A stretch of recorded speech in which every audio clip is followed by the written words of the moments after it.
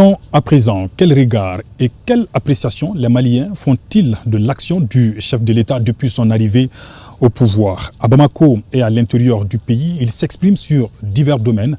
Réaction avec Bemba Sibi, avec la collaboration de nos stations régionales. 1095 jours à la tête de l'État, loin d'être un long fleuve tranquille, que de défis relevés par la transition avec à sa tête le président Assimi Goïta. Ce fleuve, assez agité, a accosté sur des quais qui n'ont pas laissé indifférents les Maliens. Et la reconquête de l'ensemble du territoire, notamment Kidal, est une étape qui a marqué plus d'un. Ce que j'ai apprécié dans la gestion du gouvernement de la transition, c'est la reconquête de la ville de Kidal.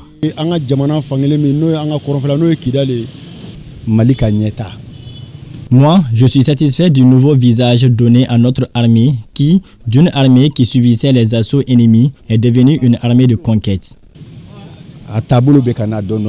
Aujourd'hui, à Tombouctou, tout est en ordre. Depuis la libération des Bers jusqu'à aujourd'hui, tout le monde va à leur occupation. On n'entend plus les enlèvements, les vols. Et nous savons que nous sommes venus de très loin. C'était vraiment un rêve pour nous. Parce que pour nous, l'affaire Ber, c'était une affaire qu'on ne peut même pas toucher. La libération des Ber, c'était quand même une satisfaction totale. La reconquête rime avec la montée en puissance des Fama. Si on peut d'ailleurs parler de montée en puissance, tant les exploits des forces armées de sécurité ont survolé toutes les attentes. Des attentes comblées, ce n'est pas propre seulement à la défense et la sécurité. Plusieurs autres secteurs affichent un visage nouveau en 3 ans. Sur ces 3 ans, l'autorité de l'État commence à revenir. Et ensuite, les 3 ans, on a constaté que le Mali commence à s'affirmer sur la scène internationale.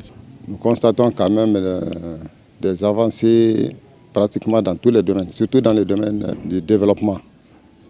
Parce qu'il faut reconnaître qu'il y a beaucoup d'actions qui ont été entreprises, qui sont de nature à faire évoluer vraiment le pays.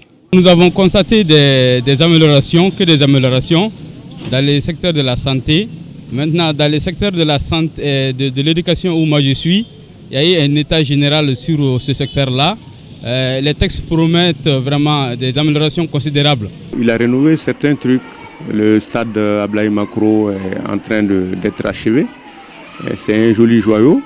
Et puis ensuite, les Caïsiens longtemps avaient demandé un centre de dialyse. Ça a été une réalité.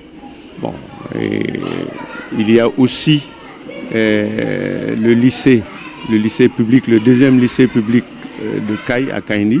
Il y avait une demande d'université dont le président a accordé et dont nous espérons que les travaux également vont très bientôt commencer, comme le lycée du Kouklo-Konaré dont les travaux évoluent réellement. Il y avait eu également l'inauguration du scanner. L'inauguration du scanner, c'était vraiment capital. C'était une épine enlevée du pied des malades, du pied des familles et du pied des Caïsiens de façon générale. Effectivement, on a pensé qu'il y avait la relance des trains. Donc la population aujourd'hui, après le passage du président de la transition, est très heureuse. Mais il faut aussi reconnaître que ça reste, ils ont beaucoup fait. La transition a beaucoup fait, mais ça reste beaucoup. Comme l'argent est le nerf de la guerre, la Comatex, c'est le nerf de Ségou. Et la relance de cette usine a permis de réduire considérablement le chômage à Ségou et d'apporter un plus dans l'économie des gens de Ségou. Lors de la relance de la Comatex, c'est comme si vous avez créé une autre vie chez nous. Ça nous fait beaucoup de plaisir. Si la transition a pu récupérer la Comatex, c'est vraiment salutaire pour la région de Ségou. C'est la plus grande unité industrielle de la région de Ségou. On ne doit pas perdre de vue cette situation-là.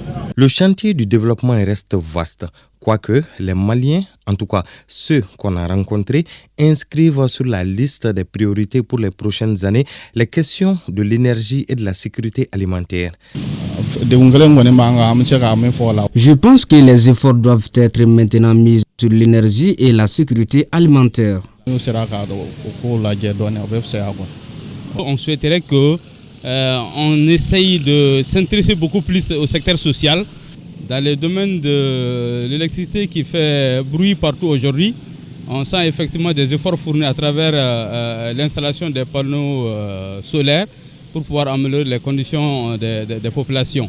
Le chantier de la souveraineté énergétique est en cours avec ses travaux de centrales photovoltaïques, mais aussi l'acquisition et la donation de groupes électrogènes. La question de la sécurité alimentaire est au cœur de la stratégie agricole.